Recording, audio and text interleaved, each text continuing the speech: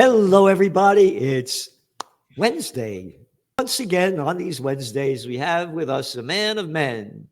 And many of them don't exist anymore because this is a man that knows a lot about what used to be called the Bill of Rights and the Constitution, both of which have been destroyed by the little freaks running and ruining our country that people call politicians, parasites, arrogant, narcissistic, sociopathic, pathological liars. Once upon a time, there was a man by the name of Dwight D. Eisenhower, five-star general, Supreme Commander of the Allied Forces in World War II and two-term president, who said that any man seeking the office of president is either an egomaniac or crazy. Welcome to America, and welcome, Judge, because your article that's coming out tomorrow really clarifies how our life, liberty, and the pursuit of happiness have been robbed from us. Well, it's funny you mentioned what used to be called the Bill of Rights. It is really a bill of temporary privileges. The government treats rights as if it were a water faucet, and it turns it on when it wants us to have freedom and turns it off when it doesn't. That, of course, defies the concept of a Bill of Rights, which is that our rights come from our humanity and are immune from governmental reach unless we violate somebody else's rights. A bank robber violates the rights of the depositors in the bank. But a person who speaks out in ways that the government doesn't want to hear cannot have his rights or his passport taken away just because the government hates and fears what he's going to say. I'm speaking about our friend Scott Ritter. And that, of course, is mild compared to what the government does to other people. The column is a series of what if. Every one of those what ifs is answered yes. What if the government is a fraud? What if it just takes our money and doesn't do anything? What if the government exists only to further itself?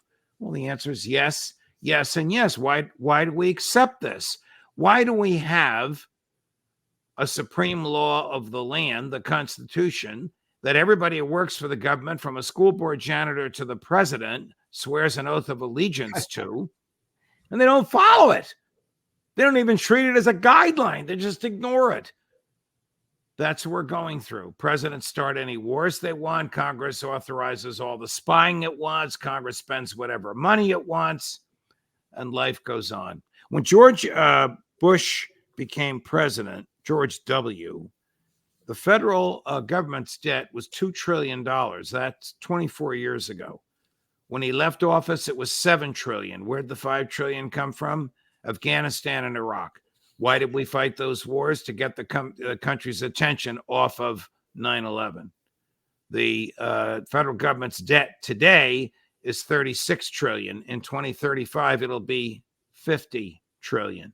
And today, we spend $1 trillion a year in debt service. Doesn't reduce the principal. It just pays the debt. How much longer can we go on like this? Not much longer. Before the federal government collapses, its money will be worthless. No one will want to work for it. It'll fall like the Soviet Union fell. Yeah, you mentioned about Bush. People, one of my lines is that when all else fails, they take you to war. I have used that line so many times, and every time I use it, I give you credit for it. Well, thank you. And people forget the dot-com bust preceded the war on terror, 9/11. Right. Little Georgie Bush's ratings were in the toilet. The country was going into a deep recession. The dot-com bust was big. The country was going down hard. 9/11 happens, and the whole game changed. I got the numbers right here. ABC News, March 11th, 2002. 6 months after September 11th, Americans are expressing enormous sustained support for the war on terrorism, broad approval of George W. Bush's job performance, and a swelling sense of patriotism that leads most to say this crisis, you ready, has changed the nation for the better. 82% approve of Bush's job performance. Ready? While that's 10 points below his peak in early October, he still has scored higher, longer than any previous president in polls dating to 1938. Even more people, 88%, approve Bush's handling of the war, while 64% approve strongly, and more than 8 in 10 think it's going well. All right. Hey, did they ever find those weapons of mass destruction that Saddam Hussein had, that Phil Giraldi told Bush they didn't have, that Scott Ritter told Bush they didn't have?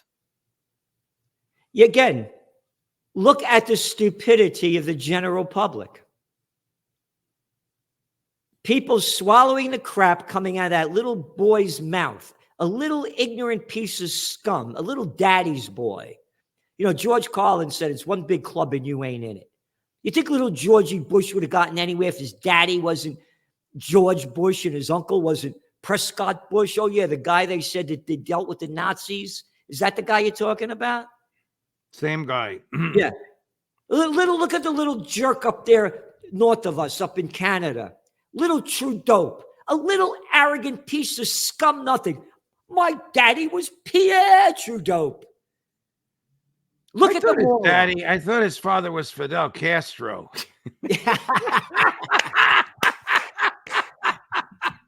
Yeah.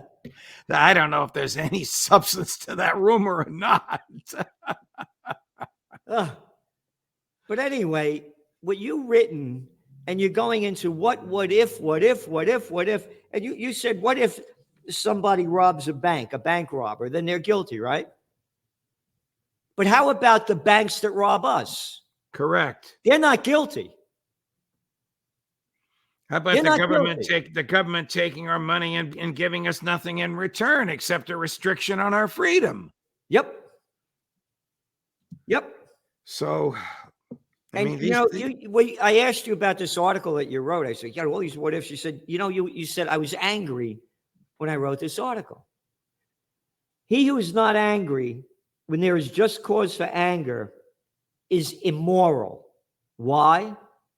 Because anger looks to the good of justice. And if you could live amid injustice without anger, you are immoral as well as unjust. St. Thomas Aquinas? Yep. Well, I was angry. I wrote it Sunday night, Monday morning. I'm just really sick and tired and fed up. You and I do these. We're happy together because we're friends for so long. But we really discuss such downtrodden things, and every once in a while it gets under my skin. The American government is complicit in genocide and in Gaza and in the West Bank, and it gets worse and worse every time you look at your computer screen. You were telling me before the show started about what Haaretz, the mainstream Israeli newspaper, is reporting that the IDF has done lately. It's just despicable slaughter, and we are paying for it. Yeah. I'm doing a segment on my podcast with retired Marine Corps Captain Matt Ho, good friend of Ritter's and McGregor's and Giraldi's, on whether the IDF soldiers themselves are liable as war criminals, whether the American soldiers helping them are liable as war criminals. Joe Biden ordered the American soldiers to build a pier off the coast of Gaza. $320 million, and it's gone out to sea. It's collapsed. Like that. 320 million, not taxpayer dollars, money borrowed in the taxpayers' names, gone. We wrote about this, by the way, in the Trends Journal when they first announced it. We said it would be a total failure. You were 100% correct. They won't even talk about it now. A total failure, and it shows you the failure of the United States military. Yes. It has not won a war since World War II. And how much money did they steal from us to fight the Afghan and Iraq war that you were just saying? Oh, a couple of trillion. I think it's probably over 3. Yeah. The NDAA, the National Defense Authorization Act, which the House just passed, it hasn't been passed by the Senate, is up to, I think, $886 billion for the Pentagon for the fiscal year beginning October 1st of this year. The Russians have a far better military. The Chinese have a far larger military, and we spend more in our military than the Russians, the Chinese, the British, the Germans, the top 12 countries combined. We spend more. You remember just before 9/11, I forget that little piece of scum. What's his name? There's so many of them, it's easy to forget. I know. And they couldn't find, what was it, $23 trillion worth of 200 million they couldn't find. They still can't find it. Yeah. Yeah, I don't know if it was Rumsfeld or Rumsfeld. That's who it was. Yep. Yeah. And they never found that 200 million. Somebody's fat and rich on it. Yeah. And again, you just mentioned, and you've said this before, that's why I'm mentioning it. You said when they put in, like you have in your article over here, you talk about what if the National Security Agency, the NSA, the federal government's 60,000 person strong domestic spying apparatus has convinced Congress that it needs to cut constitutional corners in order to spy on every person in America. So when you put these 60,000, for what? For what? So they could spy on us? And you said if you put the CIA, the spy organizations into this, you're looking at over $1 trillion going into the military-industrial complex a year. Correct. And try and find out how a lot of that is spent. You'll never get to the bottom of it, like the 200 million we talked about. Even though our friend the Constitution says no money shall be spent from the public treasury except that which is recorded in a public journal. Where's the public journal showing us what the NSA and the CIA and the DOD have spent? It doesn't exist. And then you go on to write, what if the Franklin D. Roosevelt government knew of the attacks on Pearl Harbor before they came? What if it looked the other way, knowing that the American people would react with fury, and thus America could enter World War II, a world which FDR desperately wanted? What if 3,000 sleeping sailors died because the government looked the other way? What if looking the other way in the face of a certain attack constituted murder? One person was prosecuted, the admiral, even though this was orchestrated by FDR himself, Admiral Husband Kimmel. I believe he was eventually pardoned. He didn't do anything wrong. They were sitting ducks. It just shows you the radical abuse of power, the disregard for human life, the disregard for the Constitution. Presidents love to kill, whether it's Donald Trump sending a drone to kill General Soleimani while he's on his way in Iraq. He's an Iranian general in Iraq to have lunch and to talk peace, or whether it's George W. Bush unleashing hundreds of thousands of troops to slaughter a million civilians in Iraq and Afghanistan. Presidents love to kill. How about a quote from the Nobel Peace of Crap Prize winner Barack Obama in the book Double Down? Quote, "I'm really good at killing people." Yeah. They consider people like you and McGregor and Ritter and Blumenthal and I as outliers. Yeah. We are the true patriots. They are the outliers. They just happen to be in power, and they happen to have their finger on triggers, and those triggers expel real firepower that kills innocent human beings. LBJ, Vietnam, 500,000 American boys, and in those days they were all boys, sent there. 52,000 came home in body bags. For what? So that he could run for re-election as a wartime president. Eventually, of course, he was chased away from running for a re-election because it had become so unpopular. And then when the Pentagon Papers came out, we turned out that the generals were lying to him and he was lying to us. Yep. You know, you mentioned FDR. Again, this is from History Today, mainstream media.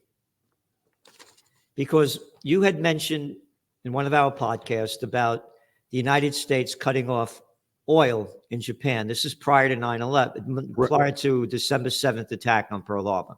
Right. United States freezes Japanese assets. July 26th, 1941. July, right? Right. August, September, October, November, December. 5 months before 9/11. You ready?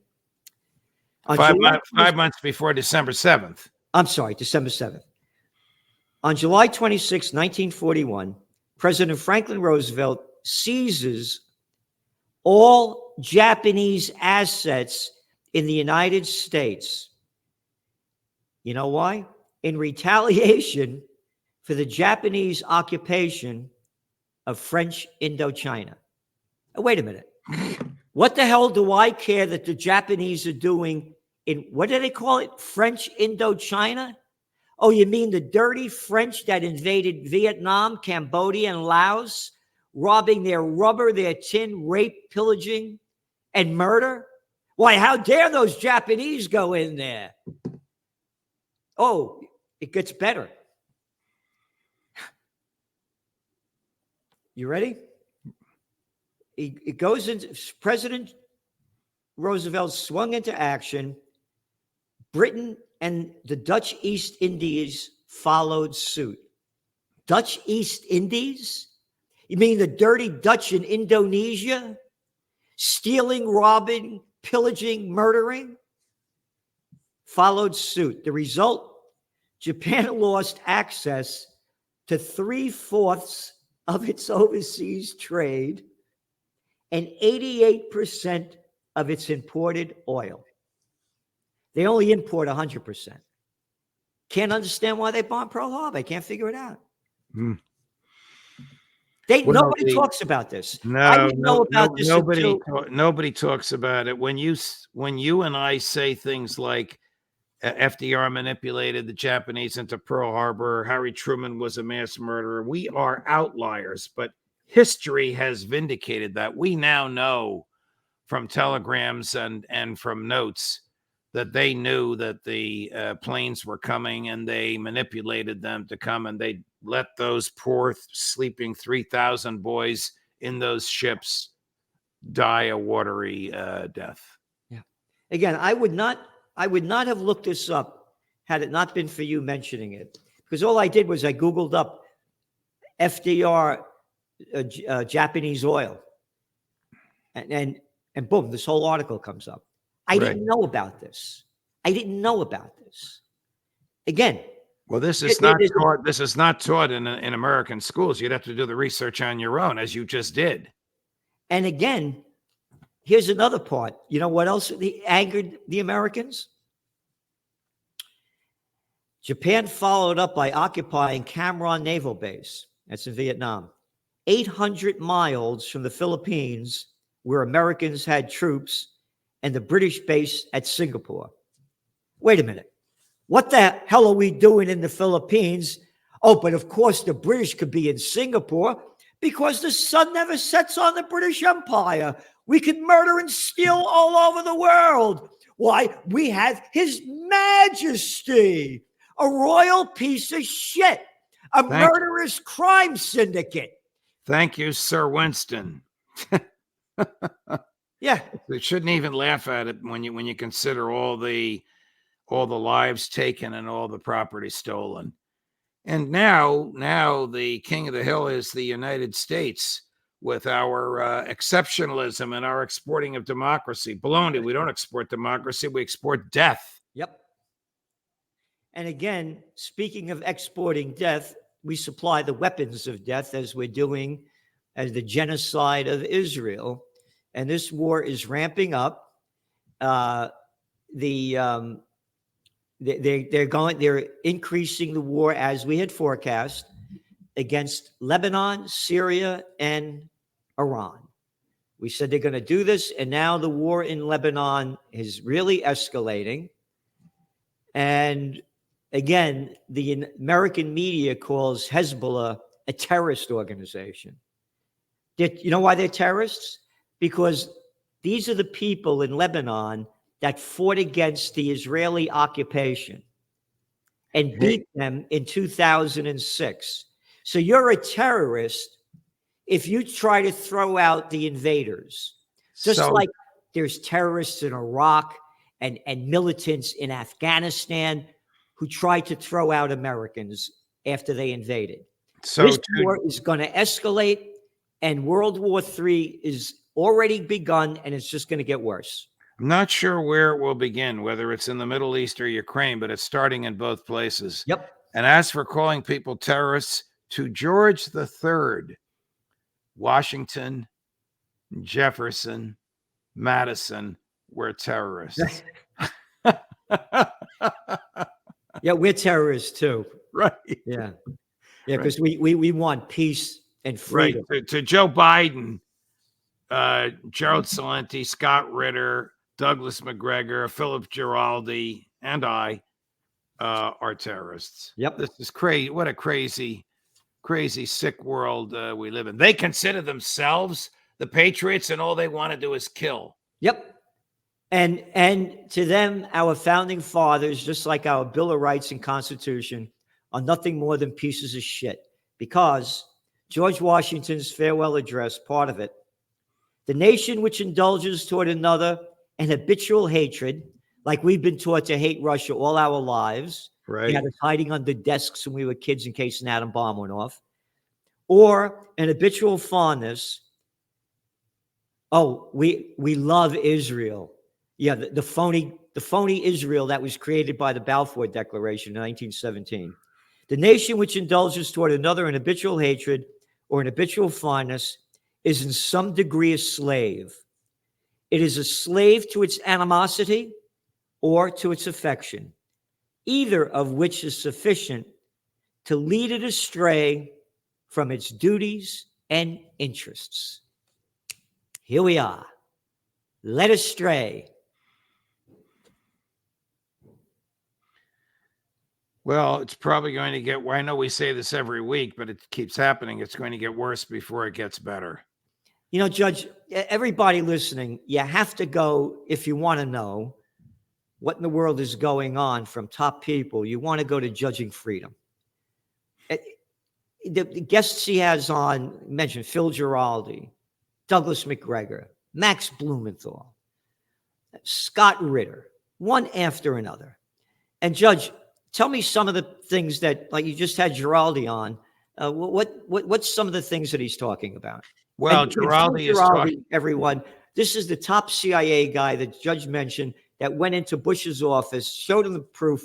Look, there are no weapons of mass destruction in Iraq. And Bush said, get out of here. And Giraldi, being the real man that he is, quit the CIA. That's a true story. It's not a story. It's a true recitation. It's an accurate recitation of facts. Giraldi has been writing about the vice grip that the Israeli government has on the American government. Thomas Massey, Republican libertarian congressman from Kentucky, told me on my show Ugh. that every Republican member of Congress but him has a minder from APAC, a person, a semi-official member of the staff who consults with him daily and reminds him or her of what the Israeli interests and needs are.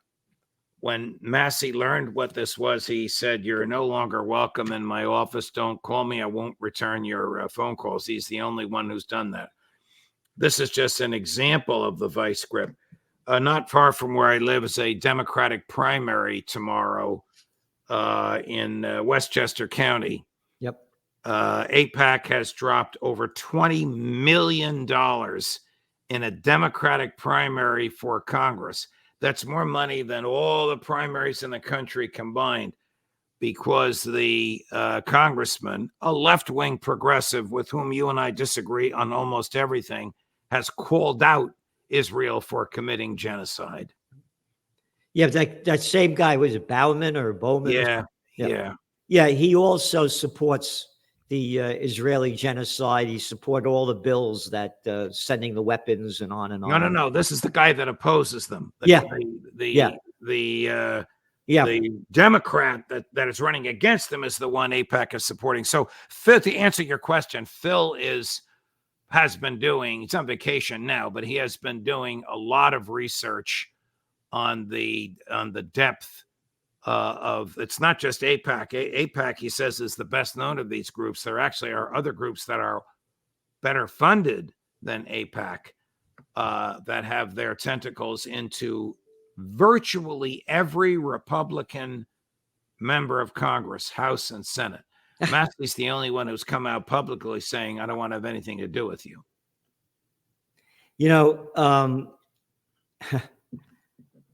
Once upon a time, they made up this story that we have a House of, quote, representatives, that they're supposed to represent the people. But all they do is they represent the people that give them the money. Correct. That they sell out to. We have an article in this week's Trends Journal about all these former congressmen and congresswomen, after they leave office, getting jobs with the companies and the institutions that they supported while in Congress, and the hundreds of thousands of dollars that they're making in salaries, millions.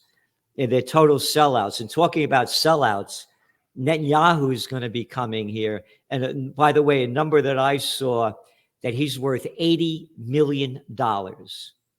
Wait a minute. He's worked for the government his entire life. He was a furniture salesman after he graduated from MIT and before he got into the government. Wow. Well, no wonder he's on trial. No wonder he's on trial for corruption. That trial resumes the minute he leaves the prime ministership. Which means that he's not going to be leaving. He's going to keep escalating the war. Correct. And you had mentioned that he's coming to America. Little Chucky Schumer, who said that he didn't like Netanyahu and he shouldn't run for president, supports his coming here. Right. And you said the last time he was here, how many standing ovations did he get? In a 35-minute speech, he was interrupted 55 times by standing ovations by the House and Senate on the floor of the House. They're going to attempt to break that record. I also understand from one of the young people that comes on my show, a young, serious libertarian by the name of Ryan Dawson, that there will be massive demonstrations in New York and D.C. against Netanyahu when he is here. Last time there were not. This time there will be. According to Ryan, they expect more people to demonstrate against Netanyahu in New York and Washington than they expect at the Democratic National Convention against Biden in Chicago. Do you think Biden will be running? No, I think something's going to happen. Yeah, I agree. He's so decrepit. It is so obvious. I mean, whatever you think about Schumer, he's not stupid. The last thing they want is Trump to be president. He's so decrepit. There you go. I mean, I feel sorry for him when I see this happening, because he shouldn't be in this job. And his wife should know that. But again, it's very important. The Biden administration is nothing more than the Obama administration. It's the third term of Barack Obama. Yeah, I we wrote fully about agree. this when he got elected. Right. And what's his name? Clayton Morris, redacted. He's been coming out and saying they're going to run Gavin Newsom. Well, I think Newsom would be an attractive candidate from the Democrat perspective. From anybody else's perspective, if there's one place in America worse than Washington, it's California. Yeah. Actually, they just came out with a study. California ranks as one of the worst states. The cities, actually, San Francisco, the worst. Here, again, we put the data in there. Your office vacancy, here it is. America's worst run city is revealed, and it's not New York or Chicago. It's San Francisco. Yeah. So now it was Gavin Newsom that locked down America first. Right. To fight the COVID war. Except for himself at the French Laundry. Right. $400 a plate joint. Right. Yeah. And that other clown, London Breed, whatever her name is, running San Francisco, her going out and playing too, as everybody's locked down. Right. They don't mention in that whole article the office vacancy rate and office occupancy rate and how bad this has been caused because of the COVID war. Your office vacancy rate, meaning nobody in the offices in San Francisco, is almost 37%. Wow, well, that's going to cause foreclosures and bank failures. If exactly. Nobody's paying rent. And before the COVID war, according to sf.gov, the office vacancy rate was 5%. About normal. Wow. And now it's 37%. Wow. Once arguably one of the most beautiful cities in the world. I used to love going there. Yes, yes. Anyway, when I was a young guy, I was the number 2 guy running a major trade association, and we used to put on big trade shows, and we put one on in San Francisco back in the day, but I loved going there. Yeah. And going back to Gavin Newsom, and I talked about it's one big club and you ain't in it, as George Carlin said. Look at that little arrogant boy. And you cannot find a more arrogant, narcissistic piece of crap than him with his attitude. My daddy was a lawyer for the Getty Gang. How do you think I got there? He brags about it. A Getty Gang lawyer. Yeah, keep them out of trouble for the robberies and stealings that they may have committed. This guy could win because most of the people, he'll puts on a good show. And you look at the latest poll, just came out, the people don't want Trump or Biden. Never before higher numbers that the people don't want either candidate. So a lot of people will go out and vote for Newsom because they hate Trump. Right. And they'll vote for Newsom because of what you just displayed on the cover of the Trends Journal. Yep. That the poor guy can not only compose, he's unable to compose an English sentence. The poor guy can't stand up. No. Those are not cartoons. Those are real photos. Yeah. Judge, thank you again for being, and again, we're going to have a big rally here. You talked about they're having a big protest against Netanyahu. We're going to have a peace and freedom rally that Scott Ritter says should be a 1 million-person march for peace. And that if we don't have it, we lose. And Judge Napolitano will be one of the speakers along with Ritter. And we're lining up others as well. September 28th at the Four Corners of Freedom, John and Crown Street in Kingston, New York. The seeds of democracy was sown here. It's the most historic Four Corners in America. The only place with pre-Revolutionary War stone buildings on each corner. And that's why we're having it here. To bring back the spirit of our founding fathers. It does not take a majority to prevail, but rather an irate, tireless minority, keen on setting brush fires of freedom in the minds of men, said Samuel Adams. And we are that irate, tireless minority. Thank you, Judge. And we will set those brush fires of freedom. Amen. And hey, women.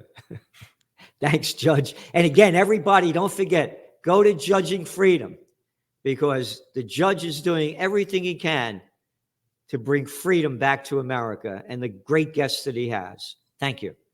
Thank you, Gerald.